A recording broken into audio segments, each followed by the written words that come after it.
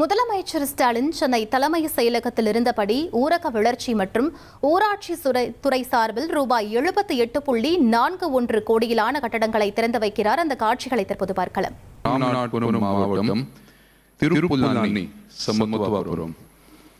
கடலூர், மதுரை, சிவகங்கை, திருப்பூர், திருவண்ணாமலை மற்றும் விழுப்புரம் ஆகிய மாவட்டங்களில் 6 மாவட்டங்களில் கட்டப்பட்டுள்ள 9 ஊராட்சி ஒன்றிய அலுவலக கட்டடங்கள் மற்றும் ஊரக வளர்ச்சி மற்றும் ஊராட்சி துறை மூலம் கட்டி முடிக்கப்பட்டுள்ள பல்வகையான கட்டிடங்கள் மற்றும் சாலையினை இன்று முதலமைச்சர் அவர்கள் தன்னுடைய கையால்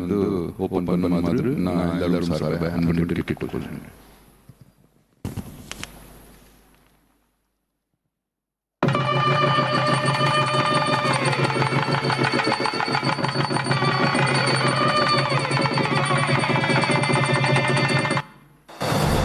ஊரக வளர்ச்சி மற்றும் ஊராட்சி துறையின் சார்பில் ரூபாய் 78.41 லட்சம் மதிப்பீட்டில் 13 மாவட்டங்களில் 26 நிறைவடைந்த பணிகளுக்கான திறப்பு விழா